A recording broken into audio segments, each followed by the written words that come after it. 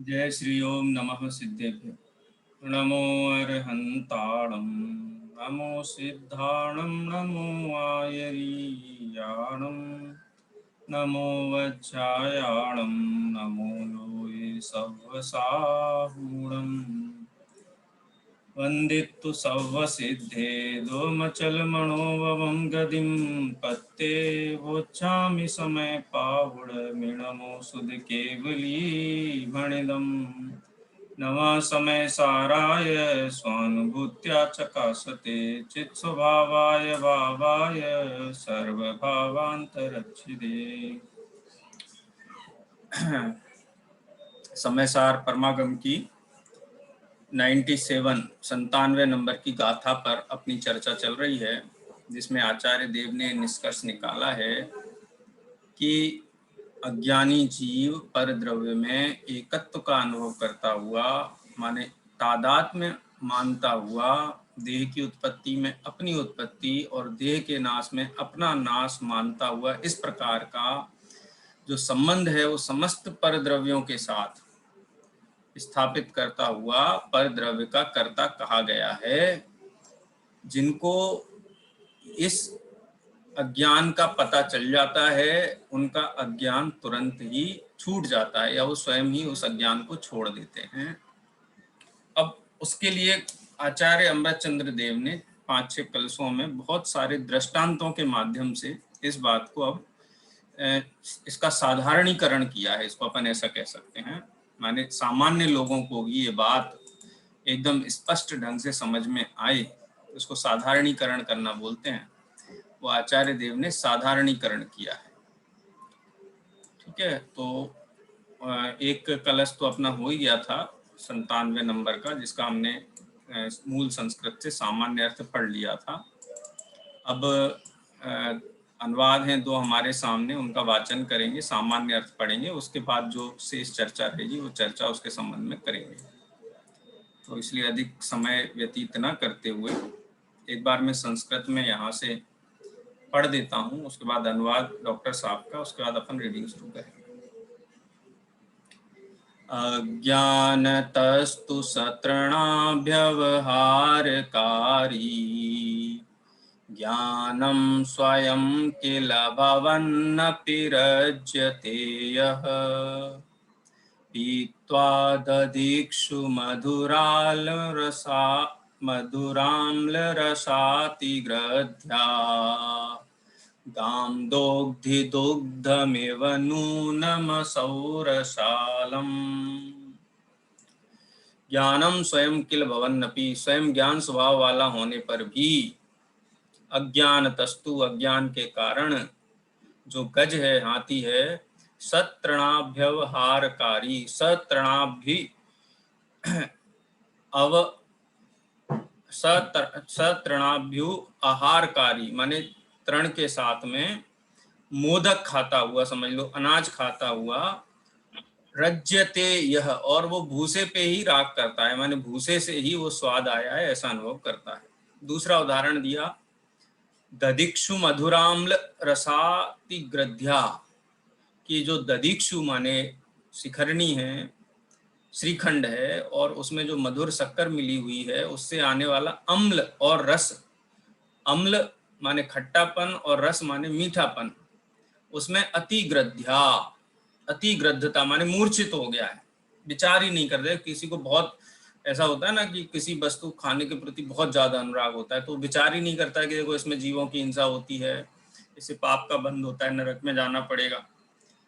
तो अतिग्रद्धता के कारण, ग्रद्धता को नशा भी बोल सकते हैं, रात्रि भोजन करना, जमी कंद का भक्षण करना, भक्ष्या भक्ष का विचार नहीं करना, इतनी ग्रद्धता है। ये समझ लो कि जिस पेड़ की जिस डाली पे बैठा हुआ है, उस डाली को स्वयं काट रहा है, ऐसा काम है पाप का सेवन करना।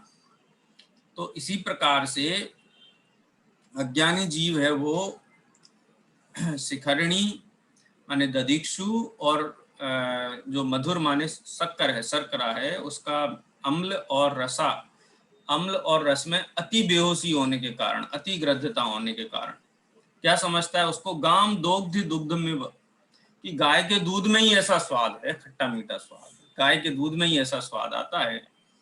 तो वास्तव में यहाँ देखा जाए तो जो मिठास है, जो हमको पर द्रव्य, जो 5 इंद्रिय के विषयों में जो सुख बुद्धि है, उसमें जो मिठास है, माने उसमें जो आनंद की अनुभूति या वेदन है, वो तो आत्मा के ज्ञान का ही परिणमन है। लेकिन वो समझता है कि इसमें से ही ज्ञान आया है, ये में से ही ज्ञान आया है, 5 इंद्रिय के विषयों में से ही वेदन और आनंद आया है।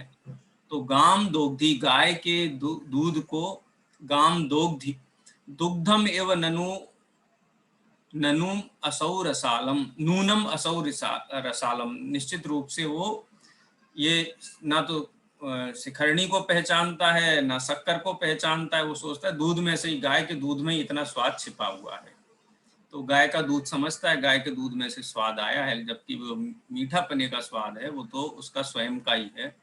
तो यहाँ 2 दृष्टांत के माध्यम से, और दृष्टांत इतने, अभी सारे कलशों में आचार्य देव ढेर सारे दृष्टांत देने वाले हैं। अनुवाद पढ़ते हैं पंडित बनारसी दास जी का।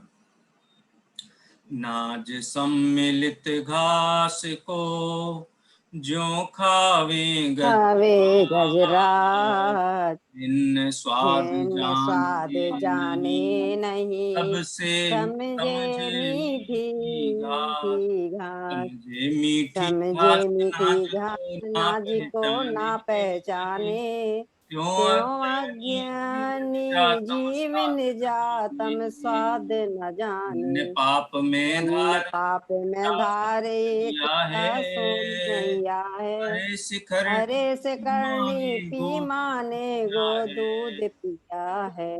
हाँ, देखो ये मूल जो कलश है उसमें गज का नाम नहीं आया, लेकिन पांडे राजमल जी ने जो इसकी टीका लिखी है वहां उन्होंने दृष्टांत को सांग रूपक के रूप में प्रस्तुत किया, और उसकी परछाई हमको पंडित बनारसी दास जी के छंद में दिखाई देती है कि जैसे गजराज है, हाथी है, वो नाज और सम्मिलित घास, नाज सम्मिलित घास, ऐसा कहा जाता है कि हाथी बहुत जल्दी नहीं खाता है, महावत को बहुत परेशान करता है, तब जाके वो खाता है, खाता ही नहीं है 2-2, 3-3 दिन तक, माने वो उसके सामने भूसा डालें, सारी चीजें डालें, वो बड़ा स्वाभिमानी टाइप का प्राणी है।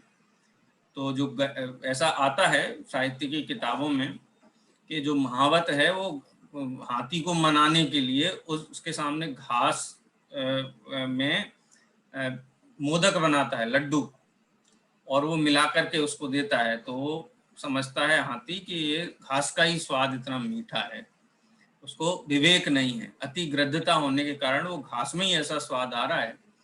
इस प्रकार का समझे मीठी घास नाज को ना पहचाने त्यों अज्ञानी जीव, उसी प्रकार से अज्ञानी जीव है, स्वाद तो ज्ञान का है, जैसे मिठास शर्करा की है, शक्कर की है, ऐसे ही वेदन और आनंद तो ज्ञान का है, लेकिन ये समझता है कि ये पर पदार्थ में से, जड़ द्रव्यों में से, 5 इंद्रिय के विषय भोगों में से आया। पुण्य पाप में धार एकता, अब ये जो शब्द आया पुण्य पाप में धार एकता, ये समझ लो संस्कृत का जो अतिग्रद्धता के कारण, पाप पुण्य माने शुभ अशुभ भावों में इतना डूब गया है ये जीव कि उसको बिल्कुल भी विवेक बुद्धि विचार करने की नहीं है कि ये ज्ञान का स्वाद है कि लड्डू पेड़ा और ये सब खाते हैं उनका स्वाद है, ये इतने उसके पास विवेक नहीं रहा है। वो पुण्य पाप में धार एकता शून्य ही है, एकदम जड़ हो गया है वो, क्योंकि शुभ अशुभ भावों में ही डूबा हुआ है, ज्ञान स्वभाव की तरफ उसका लक्ष्य नहीं जाता है। अरे शिखरणी पी मानो गो दूध पिया है। ये डॉक्टर साहब का ये अनुवाद है, अभी आगे बनारसी दास जी का तो भी पढ़ने वाले सवैया में, वहाँ गजराज उन्होंने शब्द का प्रयोग किया, वहाँ यहाँ भी डॉक्टर साहब ने किया, इसीलिए। खैर सामान्य अर्थ इसका है, आगे इसको रीड करते हैं फिर और इसका विश्लेषण अपन देखेंगे। सरल है इसलिए मैं कोई प्रश्न इसमें आमंत्रित नहीं कर रहा हूँ, फिर भी किसी को कोई शब्द समझ में नहीं आया हो तो पूछ सकते हैं। हाँ, रीडिंग करना है, लता जी पढ़िए।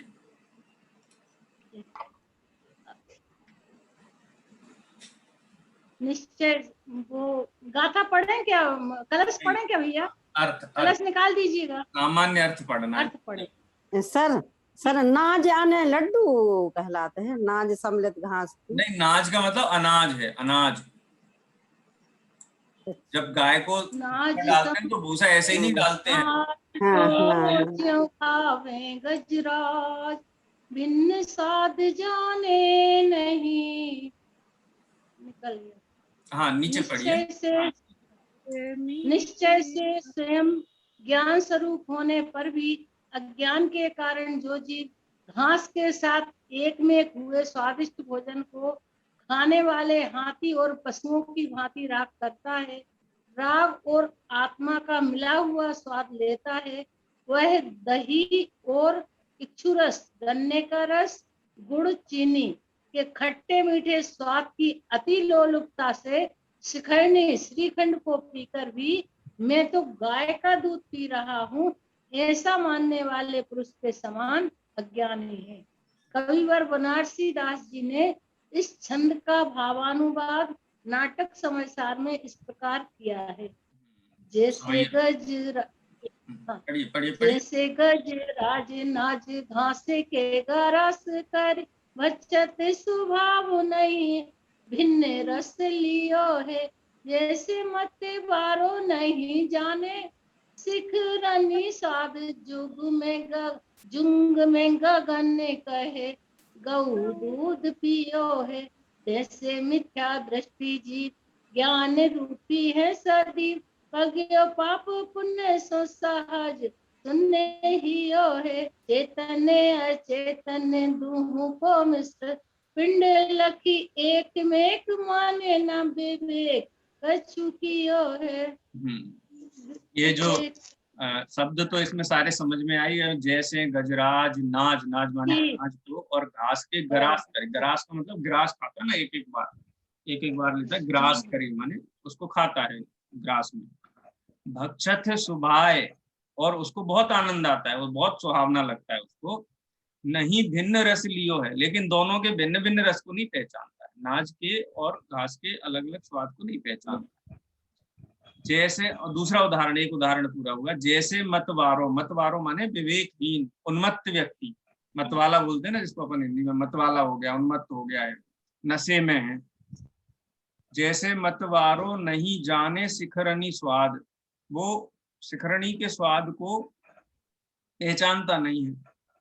क्या समझता है वो? जुंग में गगन कहे मगन कहे गऊ दूध पियो, अपनी जुंग में रहता है, जुंग में माने अपनी नशे में ही रहता है, उन्माद में रहता है। जुंग शब्द दिया ना, है जैसे नशे में रहता है। तो कोई नशेड़ी व्यक्ति हो ना, वो नाली में गिर जाए तो समझता है कि मैं बहुत बढ़िया नंदन वन में लेटा हुआ है, ऐसा वो वहीं पड़ा रहता है जब तक नशा रहता है। तब तक जब नशा छूटता है तो लगता है कहाँ पड़ा हूँ मैं। तो ऐसे ही वो जुंग में है, माने बिल्कुल बेहोशी की अवस्था में है, विवेकहीन है। और कहता है कि गाय का दूध पिया है, और गाय का दूध इतना स्वादिष्ट है, बढ़िया खट्टा मीठा गाय का दूध हो रहा है, जबकि विवेकी जन ये जानते हैं कि स्वाद किसका है। अब ऊपर दृष्टांत दो दिए, दो माने बहुत हो गए, एक दृष्टांत दिया, दो दिए माने बहुत सारे हो गए, अनेक हो गए, एक से अधिक हो गए। तैसे मिथ्या दृष्टि जीव ज्ञान रूपी सजीव, उसी प्रकार से मिथ्या दृष्टि जीव भी, ज्ञानी की बात नहीं है, मिथ्या दृष्टि जीव भी ज्ञान स्वभाव वाला ही है। जैसे ज्ञानी ज्ञान स्वभाव वाला है, वैसे मिथ्या दृष्टि भी ज्ञान स्वभाव वाला ही है। पग्यो पाप पुण्य सो, लेकिन पाप पुण्य के भाव में दया दान पूजा भक्ति, 5 इंद्री के विषय, 7 व्यसन, 5 पाप में इतना डूबा हुआ है कि उससे सुन्न हो गया है। जैसे बैठे बैठे पैर सुन्न, हाथ सुन्न हो जाता है ना, तो पता ही नहीं चलता है अपना पैर है, वो बोझा जैसा लगता है पैर उठाने में भी। तो ऐसे ही पाप पुण्य के रस में सुन्न हो गया एकदम, उसको अपना ज्ञान स्वभाव दिखाई नहीं देता। यो माने उसका हृदय, हृदय माने चित्त, ज्ञान। पाप पुण्य की रुचि से सुन्न हो गया एकदम से, अचेतन जैसा हो गया। चेतन अचेतन दूह को मिश्र पिंड लखी, ये शरीर है ना, चेतन और अचेतन का मिश्र पिंड, आसमान जाति पर्याय, इसको देख करके एक में एक माने, इनको एक ही समझता है। तन उपजत अपनी उपज जान, तन सत आपको नासमान है, देह जीव को एक गिने बहिरातम तत्व मुदा है, न विवेक कछु कियो है, ये अपना विवेक जागृत करके उनको भिन्न भिन्न नहीं पहचानता। ये सामान्य इसका हुआ। इसको अब आगे पढ़ते हैं। हेमलता जी पढ़िए। सर इसमें गगन का अर्थ क्या हुआ? कौन सा गगन का अर्थ? गगन नहीं, मगन, जुंग में मगन। जुंग माने अपनी नशे में मग्न है, वो मगन है, ये गगन नहीं। ठीक है, हेमलता जी पढ़िए आगे। गगन लिखा तो वो समझ में हाँ गगन, हाँ इसमें भी गगन नहीं लिखा है। करते समय में बोला था ना, हाथी और मतवाले व्यक्ति के समान ही मिथ्या दृष्टि जीव भी यद्यपि सदा ही ज्ञान स्वभावी है, तथापि पुण्य पाप में पड़ा होने से, पुण्य पाप भावों में एकत्व का अभ्यास होने से ऊपर का आत्मज्ञान छूट ऊपर गया, से पढ़ना है। ऊपर का छूट गया। जिस प्रकार हाथी अनाज और घास के मिश्रण से बने हुए भोजन को खाता हुआ भी भक्षण करने का ही स्वभाव होने से अनाज और घास के भिन्न भिन्न स्वाद को नहीं जानता, तथा जिस प्रकार शिखरणी श्रीखंड का स्वाद नहीं जानने वाला कोई मतवाला अर्ध विक्षिप्त आधा पागल शिखरणी पीकर भी उसके नशे में धुत होकर कहता है कि मैंने गाय का दूध पिया है, वह दूध के स्वाद को नहीं जानने के कारण शिखरणी के स्वाद को दूध का ही स्वाद समझता है। उक्त हाथी और मतवाले व्यक्ति के समान ही मिथ्या दृष्टि जीव भी यद्यपि सदा ही ज्ञान स्वभावी है, तथापि पुण्य पाप में पड़ा होने से, पुण्य पाप भावों में एकत्व का अभ्यास होने से आत्मज्ञान से शून्य हृदय वाला है। इस कारण चेतन आत्मा और अचेतन शरीर आदि व रागादि के मिश्रित रूप को देखकर उन्हें एक में एक ही मान लेता है, कुछ भी विवेक नहीं करता। यद्यपि मूल कलश में हाथी और अनाज शब्द का पर्यायवाची कोई शब्द नहीं है, तथापि कलश टीका में भावार्थ के रूप में इनका उदाहरण देकर समझाया गया है। उसी को आधार बनाकर बनारसी दास जी ने नाज और गजराज शब्दों का उपयोग कर बात को स्पष्ट किया है। सहज बोध गम्य होने से मैंने भी पदानुवाद में उनका उपयोग कर लिया है। मूल छंद में सतृष्णाभ्यास व्यवहारकारी पद है, जिसका सीधा सच्चा अर्थ होता है तिनकों के साथ अन्य पदार्थों के मिश्रण का आहार करने वाला। चूंकि तिनका घास है और घास खाने वाले पशु ही होते हैं, अतः यहाँ अन्य स्वादिष्ट पदार्थों के साथ घास मिलाकर खाने वाला पशु अर्थ ही उपयुक्त है। तथापि हाथी भी तो एक पशु ही है, अतः पशु के अर्थ में उदाहरण के रूप में हाथी का उपयोग कर लेना भी अयुक्त नहीं है। वस्तुतः बात यह है कि उक्त छंद में चेतन अपनी आत्मा और शरीर आदि व पुण्य पाप के भाव रूप रागादि भावों को एक मानकर उनमें अपनत्व स्थापित करने वाले अज्ञानी की उपमा घास और स्वादिष्ट आहार के मिश्रण को खाने वाले पशु और शिखरणी पीने वाले आधे पागल पुरुष से दी गई है। उसे आधा पागल मनुष्य या अविवेकी पशु बताया गया है। साथ ही यह भी कहा गया है कि यद्यपि स्वभाव से तो यह आत्मा ज्ञान स्वभावी ही है, तथापि अज्ञान के कारण, भेद ज्ञान के अभाव के कारण इसकी यह दुर्दशा हो रही है। उक्त कलश में तो यह कहा गया है कि यह आत्मा अज्ञान के कारण पर में तथा रागादि में एकत्व मानता है, और अब आगामी कलश में यह कह रहे हैं कि शुद्ध ज्ञानमय होकर भी यह आत्मा पर का और रागादि भावों का कर्ता बनकर आकुलित हो रहा है। हाँ बस कलश बस बस बस। अच्छा, यहाँ उसी को जो अलग अलग शब्द आए उनका अर्थ यहाँ प्रस्तुत किया गया है। जैसे जुंग आया था, और मूल कलश में अतिग्रद्धता के कारण, जुंग का मतलब अविवेक, सनक, उन्मत्तता भी होता है। सत्रणा भी अवहारकारी, ये शब्द जो है ना, आप इसको अगर तोड़े तो सतृण, तृण सहित, तृण सहित माने तृण में और भी, तृण माने घास, घास फूस जो होती है ना, सानी होती है, क्या बोलते हैं, भूसा होता है, उसमें सतृण, तृण के साथ में अन्य वस्तुओं भी मिली होने पर अवहारकारी, अवहार उसका अवहार करता है माने खाता है, तो उसका ये सामान्य अर्थ है।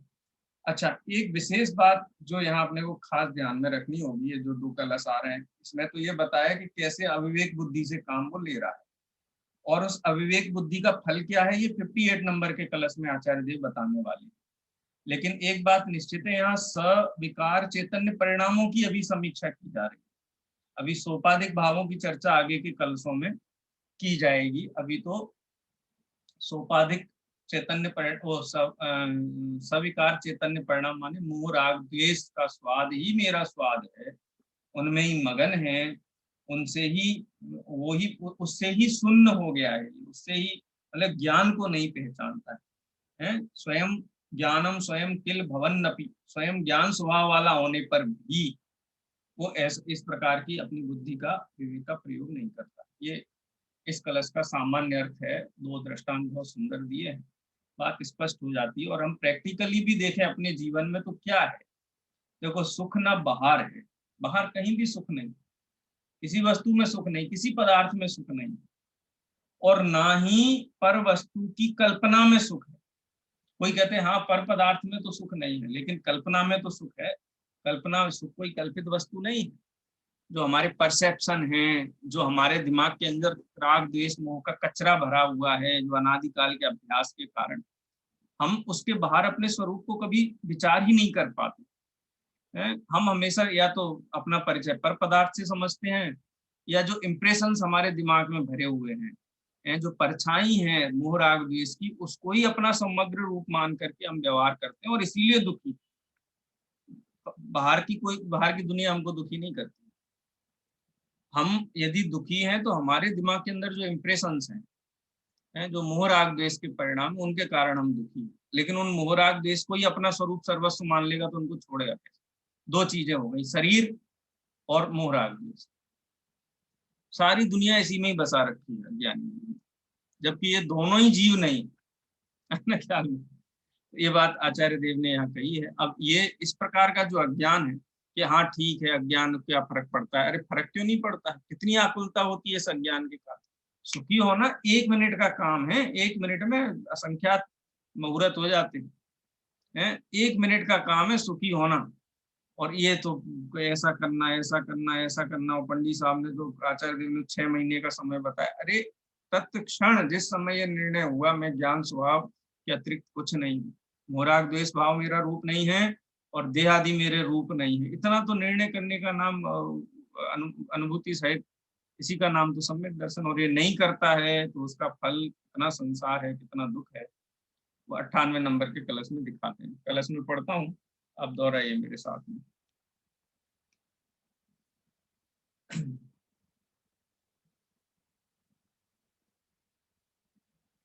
अज्ञानान् मृगतृष्णिकां जलधिया धावन्ति पातुं मृगा। अज्ञानानि मृगतृष्णिकां जलधिया धावन्ति पातुं मृगा। अज्ञानात् तमसि द्रवन्ति भुजगा ध्यासेन रज्जौ जनाः। अज्ञानात् तमसि द्रवन्ति भुजगा ध्यासेन रज्जौ जनाः।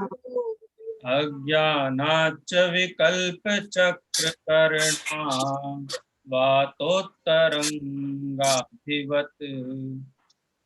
अज्ञानाच्च विकल्पचक्रकर्णा वातोत्तरङ्गाभिवत्। शुद्ध ज्ञानमयापि स्वयममी कर्तृभवन्त्याकुला। शुद्ध ज्ञानमयापि स्वयममी कर्तृभवन्त्याकुला। बहुत सरल छंद है, बिल्कुल आचार्य देव ने कुछ आगे पीछे किए नहीं, हर लाइन का इंडिपेंडेंट अर्थ निकाल सकते हैं। क्या कहते हैं? मृगा, मृगा माने क्या होता है? हिरण या कोई भी पशु। मृगा अज्ञानात्, अज्ञान के कारण, सबसे पहला शब्द। मृग तृष्णिकाम, मृग तृष्णा में, मृग तृष्णा किसे कहते हैं? जब बहुत गर्मी पड़ती है रेगिस्तान में तो उसकी बालू गर्म हो जाती है और उसमें से जो भी नमी होती है वो ऊष्मा के रूप से निकलने लगती है, तो एक लेयर बन जाता है ऊष्मा का, और वो एक लेयर होता है तो उसके ऊपर सूर्य की तेज किरण पड़ती है तो वो बिल्कुल कांच के जैसा या पानी के जैसा चमकता है। अब ये क्या है? ये तो रेत है, और रेत में से जो भी ऊष्मा है, ऊष्मा पर पड़ने वाली सूर्य की किरणें, जल का वहां नामो निशान भी नहीं। लेकिन मृग है वो अज्ञानात, अज्ञान के कारण मृग तृष्णिका को क्या समझ लेता है? जल धियाम, जल धिया, धिया माने होते, धी माने होता है बुद्धि, धी, उसमें जल बुद्धि करता है। मृग तृष्णिका कहता है ये जल है, ऐसी बुद्धि करता है। और क्या करता है? पातुम धावंती, पातुम माने पीने के लिए, धावंती माने दौड़ता है। हिरण कितनी दूर तक दौड़े कि उसको पानी मिल जाएगा? हैं ममता जी, कितना दौड़ना पड़ेगा उसको पानी प्राप्त करने के लिए? इतना भी दौड़ता है, नहीं मिलेगा। दौड़ता ही रहता है, दौड़ता दौड़ता दौड़ता दौड़ता, जो रही सही शक्ति थी, हाइड्रेशन था शरीर में, वो भी खत्म हो जाता है और वो मर जाता है। यही हम करते हैं। जब से जन्म हुआ है तब से संग्रह, इसका संग्रह करना, उसका संग्रह, धन का संग्रह, संपत्ति का संग्रह, गाड़ी का संग्रह है, और बस इसी में ही लगे हुए, दौड़ते दौड़ते दौड़ते पूरा जीवन रेत की तरह हाथ में से निकल जाता है। ये अज्ञान है ना, इसमें ही सुख मान रखा है। एक तो ये हुआ दृष्टांत, 3 दृष्टांत दिए एक ही कलश में आचार्य। दूसरा, जनाह माने लोग। कौन लोग? अज्ञानी लोग। क्या करते हैं? अज्ञानात, अज्ञान के कारण, तमसी, 2 ता है, एक आधा ता है, पूरा ता है। अज्ञानात तमसी, तमसी माने अंधेरे में। रज्जौ माने रस्सी में। भुजंग माने होता है सांप। अध्यासेन, सांप के अध्यास से। अध्यास का मतलब क्या हुआ कि उसमें सांप का निश्चय करके, सांप ही है ऐसा विपर्य ज्ञान करके, इसको अपन विपर्य ज्ञान भी बोल सकते हैं, अध्यास या आभास। रज्जु माने रस्सी में, सांप का आभास होने पर द्रवंती माने एकदम पसीने छूट जाते हैं उनको भयभीत हो जाते हैं, भय से भागने लगते हैं। अनुवाद में तो भय से भागने लगते कहा है, सही है, भय होगा तो भागेंगे, वहां खड़े थोड़ी ना रहेंगे कि सांप हमको खा ले। रस्सी को सांप ही मान करके और डरता रहता है।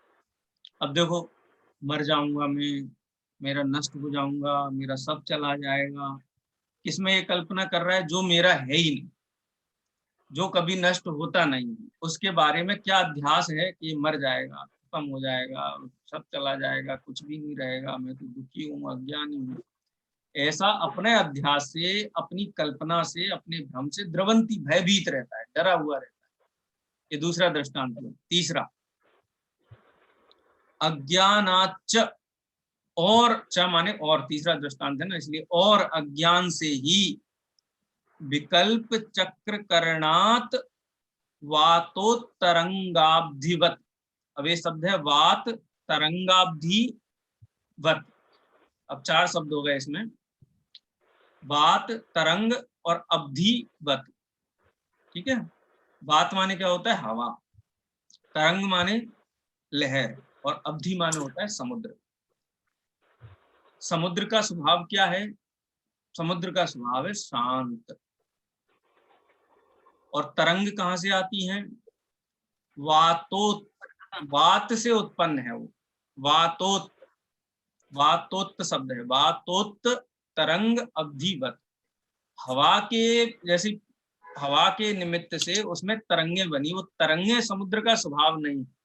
हवा नहीं चले, एकदम से सन्नाटा हो जाए, शांत, तो समुद्र एकदम शांत हो जाएगा। लेकिन हवा चलेगी, चक्रवात तूफान आएगा तो क्या होगा? लहरें मारेगी। तो समुद्र का स्वभाव, जैसे हम गर्मा गर्म चाशनी है, एकदम निकाली उसमें से और जीभ पे डाली अपन ने, तो कैसी लगेगी? हैं अलका जी, कढ़ाई में चाशनी बना रहे थे, एक बूंद जीभ पे टपका के स्वाद मालूम किया, कैसी लगेगी? जल जाएगी, जला देगी ना। मीठी भी लगेगी, गर्म भी लगेगी। तो कोई ऐसा अध्यास कर ले कि अरे ये चाशनी तो बहुत दाहक होती है, तो जलाने वाली है, इसको तो खाया ही नहीं जा सकता। ऐसा करते हैं हमको पता है ना, हाँ, कि इसमें जो उष्णता है वो चाशनी की नहीं है, वो उष्णता अग्नि की है। ऐसे ही समुद्र के अंदर उठने वाली तरंगे वो समुद्र की नहीं है, वो वात का संयोग है। ऐसे ही पर पदार्थ के लक्ष्य से होने वाले राग द्वेष परिणाम ये जीव का स्वभाव नहीं है, ये पर के लक्ष्य से उत्पन्न होने वाले भ्रम है। अज्ञानात विकल्प चक्र करणाम, ये अज्ञान से उत्पन्न होने वाले विकल्पों का चक्र है जिसमें हम उलझे हुए हैं, अपने चैतन्य ज्ञान स्वभाव आत्मा को नहीं देख रहे हैं, क्योंकि ज्ञान को देखें तो ये विकल्प चक्र रहेंगे ही नहीं। तो ये जो विकल्प चक्र करणात, ये जो विकल्प चक्र जो कर रहे हैं हम, वो क्यों कर रहे हैं कि अज्ञान के कारण ही ये विकल्प चक्र उत्पन्न हो रहे हैं। शुद्ध ज्ञान मया अपि, देखो अज्ञान से उत्पन्न हो रहे हैं। किसी को अपन कहते हैं कि इसके पास करोड़ों रुपए होने पर भी ये भूखा मर रहा है, कहते ना, ऐसा होने पर भी भूखा मर रहा है। शुद्ध ज्ञानमया, शुद्ध ज्ञानमय अपि माने होने पर भी है, अज्ञान के कारण विकल्प चक्रों को करता हुआ स्वयं अमी कर्त्री भवंत्या, अमी माने इनका, इसका विकल्प चक्र का, स्वयं विकल्प चक्र का कर्त्री भवंत्या भवंती, कर जना जो लोग हैं ना, वो अज्ञान शुद्ध ज्ञान स्वभाव वाले होने पर भी अज्ञान के कारण स्वयं ही अनेक प्रकार के विकल्प चक्रों के कर्ता होकर के आकुला भवंती, आकुलित हो रहे हैं, व्याकुलित हो रहे हैं। अरे मैं तो लुट गया, मैं तो बर्बाद हो गया, मेरे पास तो कुछ भी नहीं है, सब चला जाएगा, देह चली जाएगी, मर जाऊंगा, रोग हो गया। ये सारे अपने भ्रम के कारण इतने विकल्प चक्र उत्पन्न करता है, जबकि है ज्ञान स्वभाव, अनादि निधन, त्रिकाली ध्रुव, आकुला भवंती, निरंतर आकुलता आकुलता आकुलता। ये आकुलता दूर कैसे हो है कि मकान अच्छा हो जाएगा तो आकुलता दूर हो जाएगी, देह स्वस्थ हो जाएगी। तो अब जब देह स्वस्थ थी तब निराकुल था? जिनके पास भवन अटारियां हैं वो निराकुल हैं कि नहीं? वो तो नहीं है, तू कैसे हो जाएगा? तो इसका मतलब यही है कि ये अज्ञान भाव के कारण ये विकल्प चक्रों के समूह को उत्पन्न करता हुआ मोहराग्निश परिणामों में पड़ता हुआ, कसाय भावों में पड़ता हुआ आकुला भवंती, आकुलित व्याकुलित होता। इसका सामान्य अर्थ हुआ छंद का। इसका हिंदी अनुवाद बोलता हूं मैं। अज्ञान से ही भागते मृग रेत को जल जान कर, अज्ञान से ही डरे तम में रस्सी विषधर मान कर। ज्ञानमय है जीव पर अज्ञान के कारण अहो, वाकोद्वेलित उदधिवत करता बने आकुलित। बहुत सरल है, इसलिए इस पे अब और विस्तार नहीं करते हुए इसका अपन सामान्य अर्थ पढ़ेंगे। सारिका जी पढ़ेंगे आप? बहुत दिनों से पढ़ा नहीं है आपने।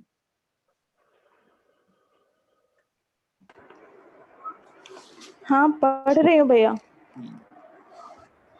जिस प्रकार अज्ञान के कारण मृग मरीचिका में जल की बुद्धि होने से मृग उसे पीने को दौड़ते हैं, और अज्ञान से ही अंधकार में पड़ी हुई रस्सी में सर्प का अभ्यास होने से लोग भय से भागते हैं, उसी प्रकार शुद्ध ज्ञानमय होने पर भी यह जीव अज्ञान के कारण पवन से तरंगित समुद्र की भांति विकल्पों के समूह को करने से आकुलित होते हुए अपने आप ही पर के कर्ता होते हैं।